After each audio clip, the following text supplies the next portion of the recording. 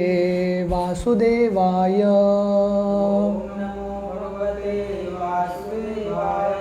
ओम नमो भगवते वासुदेवाय।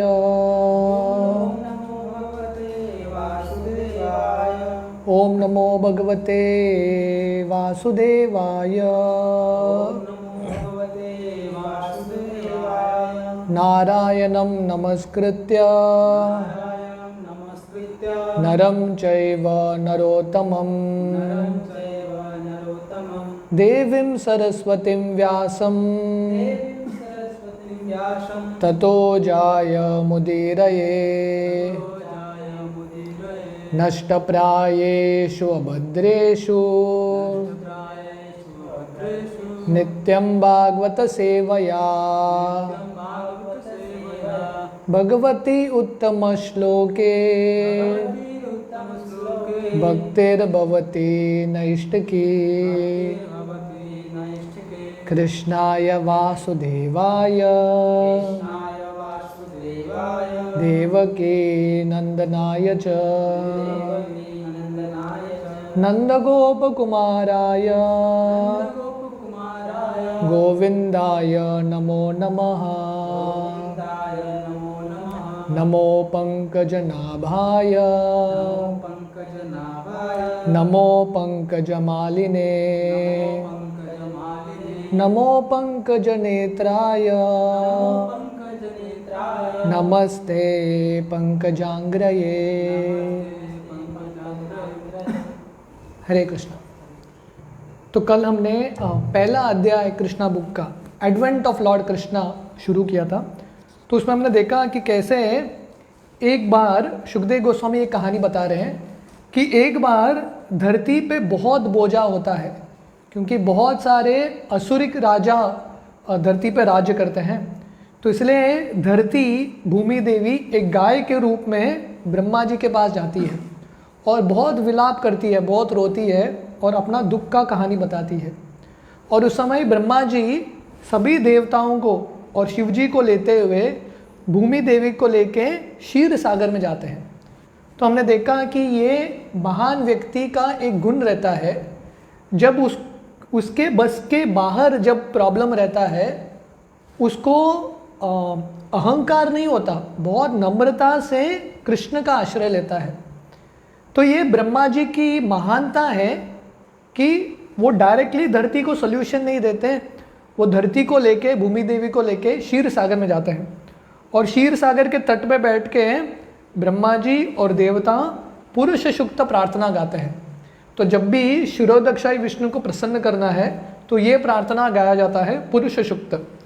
तो वर्णन आता है कि जब सब देवता और ब्रह्मा जी बहुत हृदय से पुरुष सुक्त प्रार्थना अर्पण कर रहे हैं, तो उस समय किसी को भगवान का दर्शन भी नहीं मिलता, आवाज़ भी सुनने को नहीं आता। सिर्फ ब्रह्मा जी को उनके हृदय में भगवान का जो उपदेश है, जो आदेश है, वो सुनाई देता है। तो प्रभुपाद बताते हैं कि ये तरीका है भगवान से ज्ञान प्राप्त करने का, जो मैसेज ट्रांसमिशन है वो ये तरीका है कि ब्रह्मा जी गुरु के प्रतिनिधि हैं, गुरु हैं, इसलिए भगवान गुरु को आदेश देते हैं और गुरु बाकी शिष्यों को देते हैं। तो इसलिए कभी भी व्यक्ति भगवान के पास भगवान का जो आदेश है डायरेक्टली सुन नहीं सकता, गुरु की आवश्यकता है। आज हम सुबह चर्चा कर रहे थे रघुनाथ दास गोस्वामी के चरित्र से, तो वही लेसन है, यस्य प्रसादात भगवत प्रसादो। तो रघुनाथ दास गोस्वामी को चैतन्य महाप्रभु का कृपा मिलता है क्योंकि वो नित्यानंद प्रभु जो आदि गुरु हैं उनको संतुष्ट करते हैं। तो इस तरह से विष्णु ब्रह्मा जी को आदेश देते हैं और वो बोलते हैं कि आप सब देवताओं को ये बताइए, ये मेरा आदेश है कि मैं बहुत जल्दी अवतार लूँगा कृष्ण के रूप में, पर आप सबको जन्म लेना है, यदुकुल में आप सबको जन्म लेना है। तो ये विष्णु बताते हैं। तो हमने ये भी देखा कि कैसे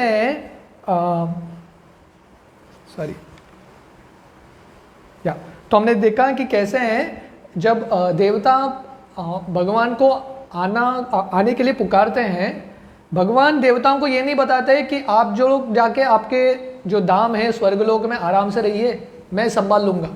नहीं, उनको भी आना पड़ता है और भगवान को सहयोग देना पड़ता है, राइट। तो इसलिए कृष्ण का जो अवतार होता है, कृष्ण के साथ साथ हमको भी कृष्ण के प्लान के अनुसार कोऑपरेट करना है। We have to cooperate with this plan. तो इस तरह से विष्णु आदेश देते हैं और चले जाते हैं। तो ब्रह्मा जी ये इंस्ट्रक्शन, कृष्ण का जो इंस्ट्रक्शन है, बाकी देवताओं को सुनाते हैं। We will continue from here. After instructing and pacifying the demigods as well as Bhumi with sweet words, Lord Brahma, the father of all Prajapatis, of progenitors of universal population, departed for his own abode, the highest planet called Brahmaloka. तो Brahma ji message pass करते हैं, भूमि देवी को बोलते हैं आप चिंता मत करो, बहुत जल्दी कृष्ण आएंगे। और देवताओं को बोलते हैं आप सब लोग जन्म ले लो यदुकुल में। तो आचार्य बताते हैं ब्रह्मा जी यहाँ पे एक मिस्टेक करते हैं। मिस्टेक क्या करते हैं? भगवान का क्या आदेश था? आप सब लोग जन्म लीजिए यदुकुल में मुझे मदद करने के लिए।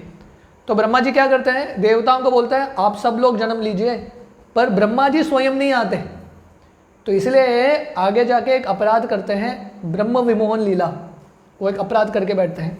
अगर वो भी भाग लेते थे तो अपराध नहीं करते थे। तो बहुत बार हमको लगता है कि भगवान को जो आज्ञा है, हमको जो मिलता है, हम दूसरों को दे देते हैं आज्ञा, स्वयं पालन नहीं करते। तो ये ब्रह्मा जी का एक गलती था, उसकी वजह से वो ब्रह्म विमोहन लीला होता है। तो ब्रह्मा जी बाकी देवताओं को आदेश देते हैं और अपने लोक में चले जाते हैं। तो आगे शुकदेव गोस्वामी वर्णन करते हैं, the leader of the Yadu dynasty king Shurasena was ruling over the country known as Mathura, the district of Mathura, as well as the district known as Surasena. तो वर्णन आता है यदुकुल के एक जो राजा है सुरसेन राजा, वो मथुरा पे भी राज्य कर रहे थे और उनका एक खुद का एक डिस्ट्रिक्ट था, एरिया था जिसका नाम था Surasena. On account of the rule of king Surasena, Mathura became the capital city of all the kings of the Yadus. तो क्योंकि सुरसेन महाराज मथुरा पे राज्य कर रहे थे और वो यदुकुल के थे, तो मथुरा पूरे यदुकुल का कैपिटल बन गया। Mathura was also made the capital of the king of the Yadu dynasty because Yadus were a very pious family and knew that Mathura is the place where Lord Shri Krishna lives eternally, just as he also lives in Dwarka. तो और एक कारण है मथुरा को अपना capital बनाते हैं, क्योंकि यदुकुल के निवासियों को पता था कि कृष्ण का जन्म मथुरा में ही होगा, इसलिए उन्होंने उनका कैपिटल मथुरा बना दिया। वंस अपॉन अ टाइम, तो अभी शुकदेव गोस्वामी ने एक स्टोरी लाइन बताया कि भूमि देवी बहुत कष्ट में आती है, ब्रह्मा जी के पास जाती है, ब्रह्मा जी कृष्ण के पास जाते हैं और कृष्ण बोलते हैं मैं जन्म लूँगा, बहुत जल्दी मैं जन्म लूँगा। तो उनका जन्म कैसा होता है उसके लिए एक छोटा सा ट्विस्ट। तो अभी ये सीन है, अभी सीन शिफ्ट हो रहा है। अभी सीन है वसुदेव और देवकी का शादी, that is the scene. Once upon a time, Vasudev, the son of Surasen, just after marrying Devaki, was going home on his chariot with his newly wedded wife. तो अभी सीन है कि वसुदेव जो सुरसेन मथुरा के राजा हैं, उनके पुत्र हैं वसुदेव, उनका शादी हुआ है देवकी से और रथ पे बैठ के अभी अभी उनका शादी हुआ है, न्यूली वेडेड वाइफ अपने पत्नी के साथ घर चल रहे हैं। The father of Devaki, known as Devaka, had contributed a sufficient dowry because he was very affectionate towards his daughter. तो वर्णन आता है कि देवकी के तो पिता हैं देवक राजा, वो अपने बेटी के लिए बहुत बड़ा एक डाउरी देते हैं। तो ये डाउरी सिस्टम था, स्पेशली जो जिनके पास बहुत धन था अपनी बेटी को डाउरी देते हैं, क्योंकि जनरली वैदिक सिस्टम में जो प्रॉपर्टी है बेटे को जाता है, इसलिए जब बेटी जाती है घर छोड़ के शादी के समय उसको धन देते हैं, that is called dowry. He had contributed, उनका डाउरी कितना था? He had contributed hundreds of chariots completely decorated with gold equipment। तो उन्होंने 100 चैरियट रथ पूरे सोने से भरा हुआ देवकी के साथ दे दिया। तो इतना प्रेम था। तो ये डाउरी सिस्टम फोर्सबली सिस्टम नहीं है, फोर्स नहीं करते हैं, पिता स्वयं से प्रेम से अपनी बेटी के लिए देते हैं। At that time, Kamsa, the son of Ugrasen, in order to please his sister Devaki, had voluntarily taken the reins of the horses of Vasudev's chariot and was driving. तो कंस उस समय जो उग्रसेन के पुत्र हैं, तो कंस देवकी के कजिन ब्रदर बनते हैं। तो इसलिए कंस को देवकी के प्रति प्रेम था। जनरली जो भाई है उसको अपने बहन, छोटी बहन के प्रति प्रेम होता है। तो कंस को इतना प्रेम था, वो देवकी को बोलता है मैं आपका रथ चलाऊंगा, तो वो रथ स्वयं चला रहा है। At that time, Kamsa, in order to please his sister Devaki, voluntarily taken the reins of Vasudev's chariot and was driving. According to the custom of Vedic civilization, when a girl is married, the brother takes the sister and brother-in-law to their home. तो ये वैदिक संस्कृति है, क्योंकि बेटी घर छोड़ के जा रही है, उसको घर से बहुत विरह होता है। तो इसलिए जो भाई है अपनी बहन को और ब्रदर इन लॉ को, दोनों को घर लेके जाता है। This like the etiquette, social custom. Because the newly married girl may feel too much separation from a father's family, the brother goes with her until she reaches her father in law's house. तो क्योंकि विरह महसूस होता है घर से, तो भाई जाता है छोड़ने के लिए। The full dowry contributed by Devaka was as follows. तो देखिए शास्त्रों में कितना डिटेल वर्णन है। ये कहानी होती है 5000 साल पहले, पर everything is noted very properly. तो देवका ने कितना एग्जैक्ट डाउरी दिया। 400 elephants fully decorated with golden garlands. 400 हाथी है कि नहीं। आजकल एक कुत्ता पालना मुश्किल होता है, हाथी का पूछो ही मत, है कि नहीं। हाथी ऐसा खाता है, कंट्रोल नहीं कर पाएंगे आप हाथी को। हाँ, तो दे के आप खिला के थक जाओगे। तो एक हाथी, एक मंदिर एक हाथी मेंटेन करता है, तो उसमें पूरा पसीना छूटता है। तो देवका ने 400 हाथी दिया, और वो भी पूरे सोने से सजा हुआ, गोल्डन गार्लैंड्स। इतना ही नहीं, 15,000 डेकोरेटेड हॉर्सेस। 400 हाथी दे दिया, उसके साथ साथ 15,000 घोड़े पूरे सोने से सजाया हुआ, एंड 1800 चैरियट्स, 1800 रथ पूरे सोने से भरा हुआ। He also arrange 200 beautiful girls to follow his daughter. तो 200 सहेलियों को भी भेज दिया, क्योंकि विरह नहीं महसूस होना चाहिए, तो दोस्तों को भी भेज दिया। The Kshatriya system of marriage, still current in India, dictates that when a Kshatriya is married, a few dozen of bride's young girlfriends, in addition to the bride, go to the house of the king. तो ये क्षत्रियों का शादी का marriage ceremony था। तो अभी भी प्रभुपाद बोल रहे हैं, प्रथा है, जो क्षत्रिय राजा हैं, जब उनके घर से बेटी जाती है, बेटी की एटलीस्ट 1 डजन 12 जो सहेलियां हैं वो भी जाती है उनको संग देने के लिए। The followers of the queen are called maid servants, but actually they act as friends of the queen. तो एक्चुअली दासी है ये, पर वो रानी के दोस्त भी बन जाते हैं, सहेली भी बन जाते हैं। This practice is prevalent from time immemorial, traceable to at least to the time before the advent of lord Krishna 5000 years ago. तो ये पहले से चल रहा है ये पद्धति सत्ययुग से, और एटलीस्ट कलयुग के शुरुआत तक ये जो लीला होता है, जस्ट कलयुग के आरंभ के पहले, तब तक तो ये प्रथा था। So Vasudeva brought home another 200 beautiful girls along with his wife. तो वसुदेव देवकी को भी लाते हैं, और उनके 200 सहेली 200 जो उनकी सहेलियां हैं उनको भी लेके आते हैं। While the bride and bridegroom were passing along on the chariot, there were different kinds of musical instruments playing to indicate auspicious moment. तो ये वैदिक शादी है कि बहुत बैंड बाजे के साथ बहुत धूमधाम से होता है। क्यों? क्योंकि लोगों को पता होना चाहिए, स्पेशली जो शादी कर रहे हैं, कि ये बहुत महत्वपूर्ण सेरेमनी है। तो ये सेरेमनी अगर महत्वपूर्ण है तो ज़िंदगी भर हमको साथ में रहना है। तो बहुत यहाँ पे भी जब देवकी और वसुदेव का शादी हो रहा था, वो रथ के साथ साथ कंस रथ चला रहे हैं, और साथ में बहुत सारे अलग रथ थे, म्यूजिक बज रहा था, वैदिक मंत्रों का उच्चारण हो रहा था. There were conches, bugles, drums, kettle drums combined together. They were vibrating as a nice concert. तो ये एंटरटेनमेंट भी चल रहा था, शंख बज रहा था, अलग अलग ढोल बज रहे थे और पूरा एक सुंदर कॉन्सर्ट चल रहा था. The procession was passing very pleasingly and Kamsa was driving the chariot when suddenly there was a miraculous sound vibrated from the sky which especially announced to Kamsa.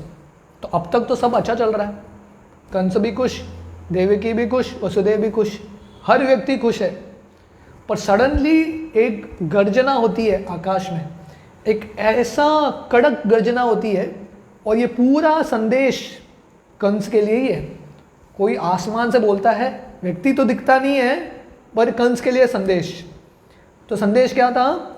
Kans, you are such a fool, you are driving the chariot of your sister and your brother in law, but you do not know that the eighth child of the sister will kill you. तो ये आकाशवाणी था कि हे कंस, तुम मूर्ख हो, तुम इतना प्रेम से देवकी का रथ चला रहे हो पर तुमको ये पता नहीं कि देवकी का जो 8वां पुत्र है तुम्हारे मृत्यु का कारण बनने वाला है. तो वो आकाशवाणी सुन के कंस का जो सिचुएशन है, मनस्थिति है, पूरा बदल जाता है. उसका जो प्रेम है सब पिघल जाता है और अलग ही रूप आता है. तो ये दुनिया का प्रेम है, बाहरी दृष्टिकोण से दिखता है प्रेम, पर जब स्वयं के स्वार्थ के बीच में कोई बाधा आता है, वो प्रेम सब टूट जाता है. तो इसलिए ये दुनिया में अल्टीमेटली हर एक व्यक्ति सेल्फिश ही है कि नहीं? जब तक भगवान का भक्त नहीं बनेगा, अपना स्वयं का ही स्वार्थ जाता है. इसलिए भागवतम में वर्णन आता है, यशास्ति भक्तिर भगवती अकिंचन सर्वेर गुणे तत्र समासते सुरा हरव भक्तस्य कुतो महद्गुना मनोरथे नास्ति धावतो बही. जो भगवान का भक्त है उसके पास सब गुण होंगे. हम अभी आगे जाके ये अध्याय में देखेंगे कि वसुदेव जो कृष्ण के पिता हैं, जो महान भक्त हैं, उनके अंदर क्या गुण थे और कंस के अंदर क्या गुण है. क्योंकि कंस का लेवल क्या था? मनोरथे नास्ति धावतो बही, मन के रथ पे बैठ के चल रहा था. तो कभी प्रेम था देवकी के प्रति, बट जब मन चेंज हो गया प्रेम भी चला गया.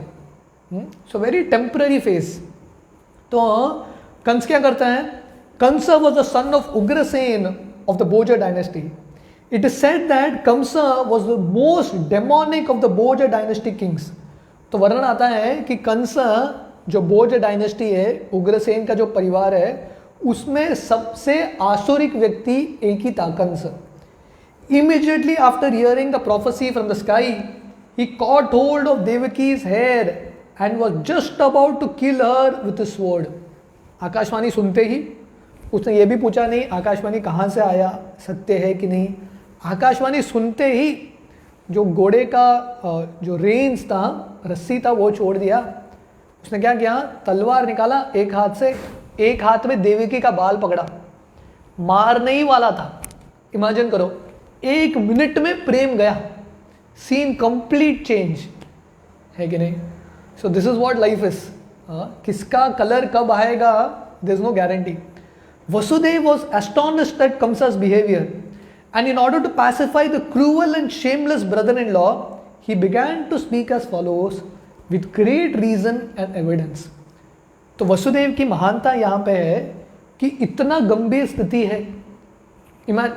शादी का दिन है और शादी के दिन में ही पत्नी का हत्या उनके सामने, वो भी है कि नहीं. पर वसुदेव यहाँ पे वर्णन आ रहा है, बहुत कामली ये सिचुएशन को डील करते हैं.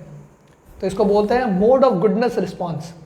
क्योंकि वसुदेव को पता है कंस है, उसका अहंकार ज़्यादा है, इसलिए बहुत सेंसिटिवली डील करना पड़ेगा, right. So I have to deal in a very sensitive way. और वसुदेव बहुत बुद्धिमान है क्योंकि कृष्ण के पिता हैं. अगर कृष्ण बुद्धिमान है तो वसुदेव कितने बुद्धिमान रहेंगे. तो आगे जाके वसुदेव इतने सुंदर उपदेश देते हैं कंस को. ऑलमोस्ट आप ये उपदेश पढ़ोगे, जो कृष्ण अर्जुन को उपदेश देते हैं वही उपदेश वसुदेव कंस को दे रहे हैं. और स्थिति भी वही है. कृष्ण उपदेश देते हैं अर्जुन को रथ के ऊपर, कुरुक्षेत्र का रणभूमि था, शंख बज चुका था, दोनों जो कौरव और पांडव एक दूसरे को मारने वाले थे, हत्या होने ही वाला था।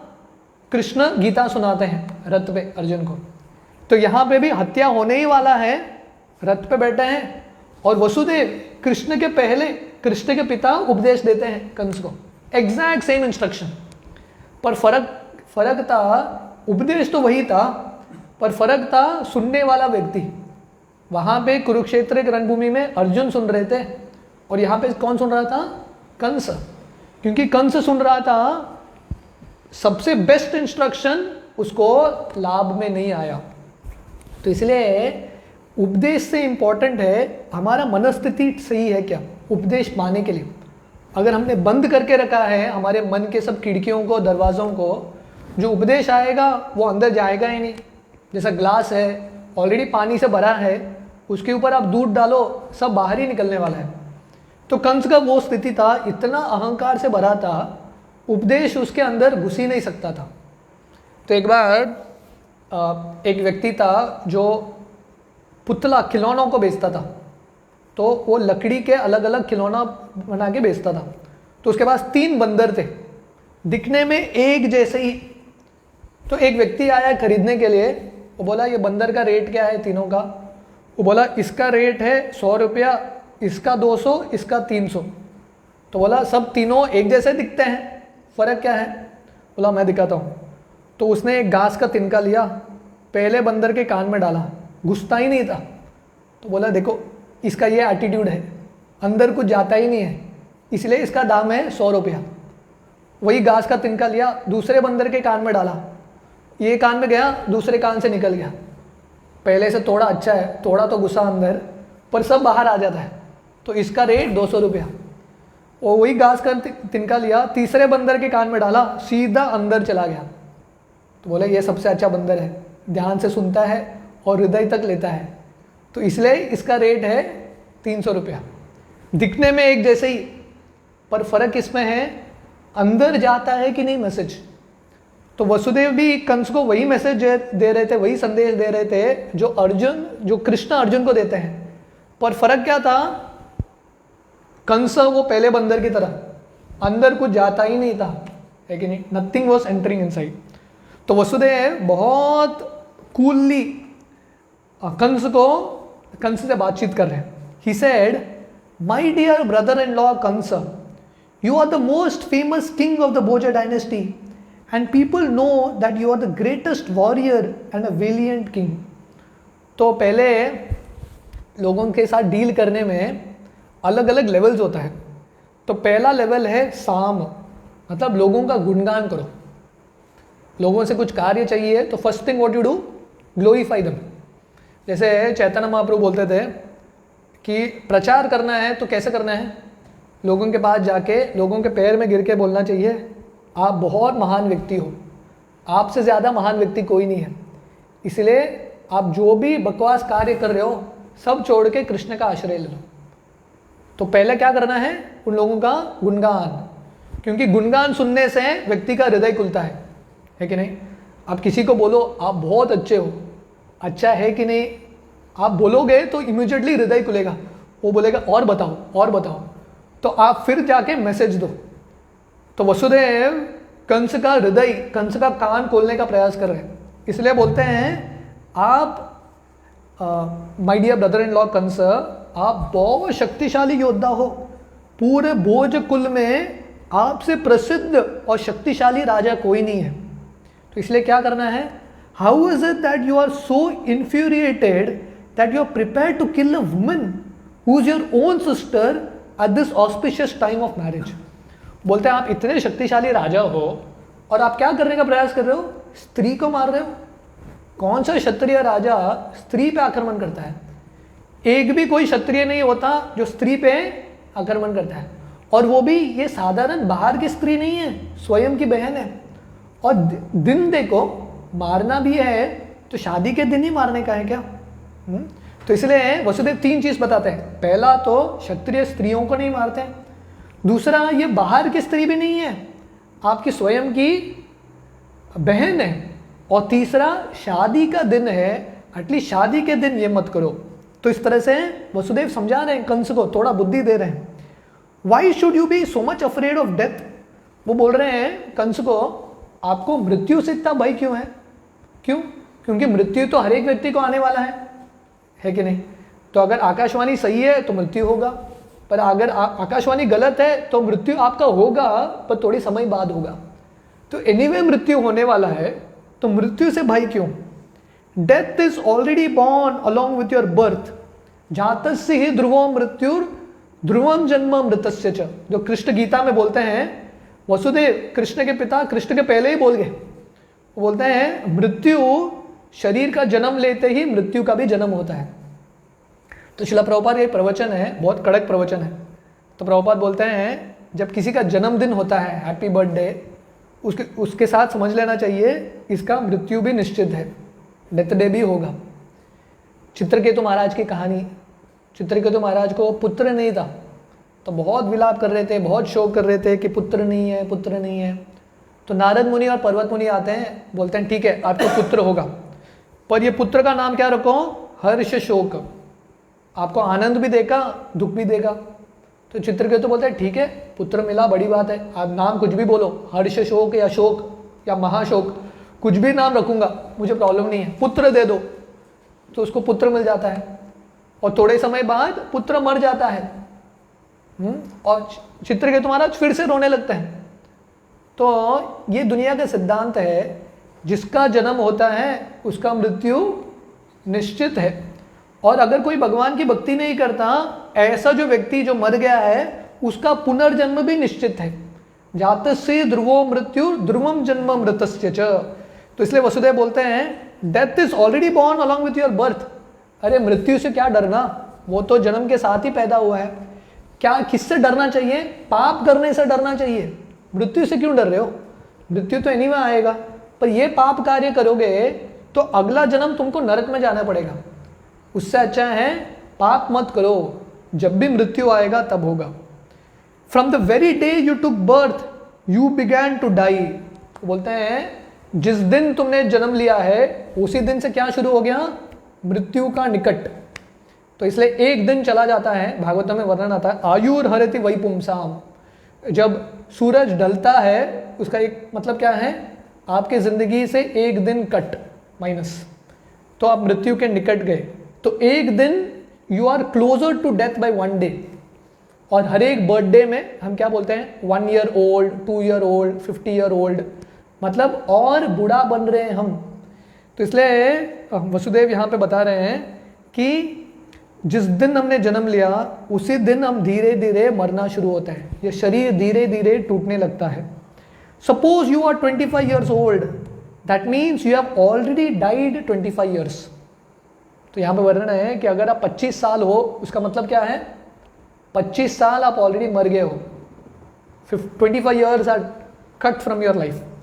Every moment, every second you are dying. Why then you should be afraid of death? हर एक क्षण पे आप मर रहे हो। शरीर धीरे धीरे, शरीर एक बॉडी, एक मशीन है, यंत्रारूढ़ानी माया।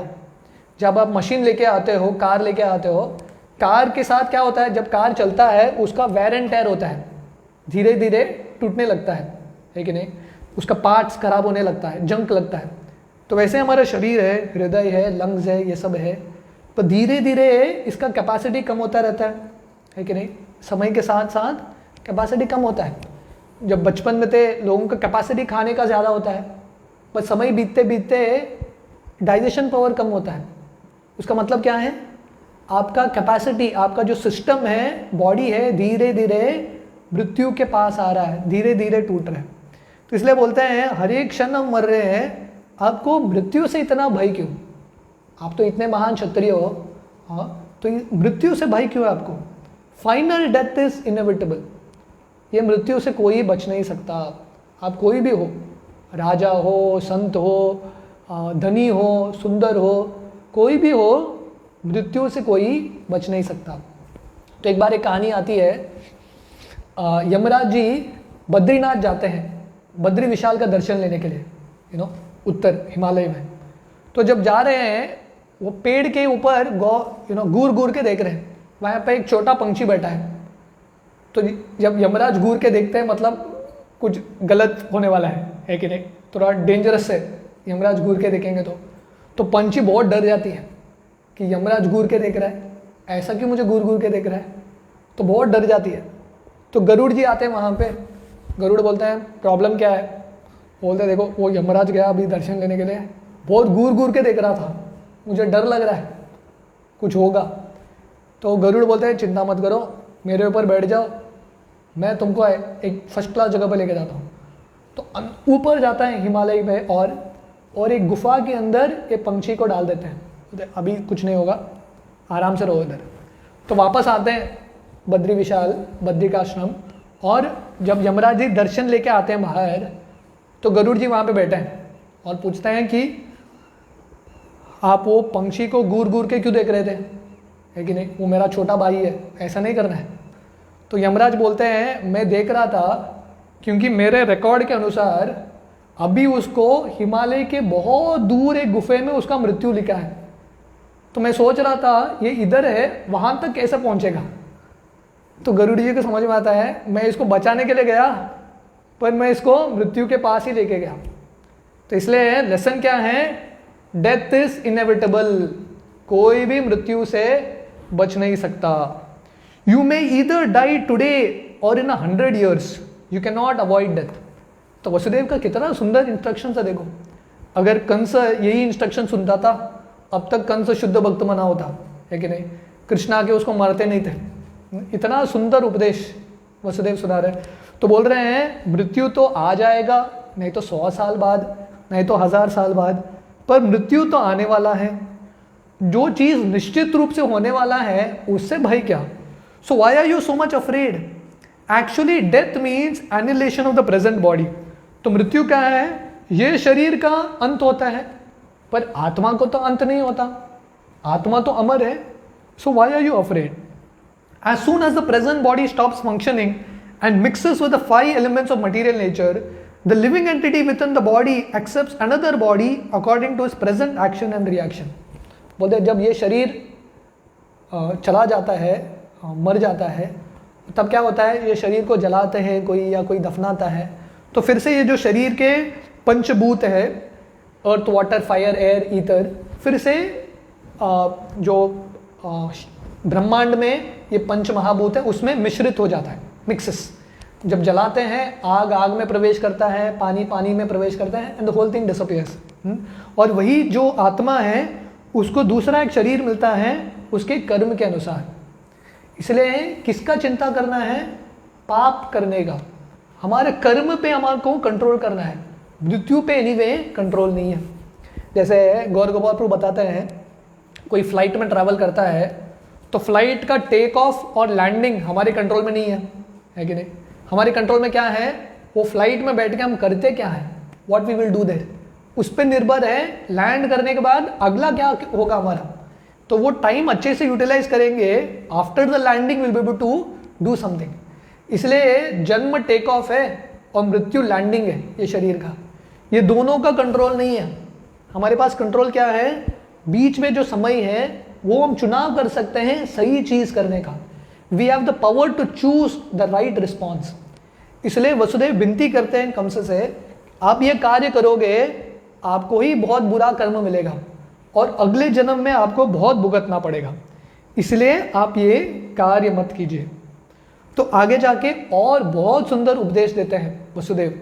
सो we will continue the further instructions of Vasudev. Vasudev आगे और क्या बताते हैं कंस को, वो हम कल शाम के सेशन में कंटिन्यू करेंगे। हरे कृष्णा।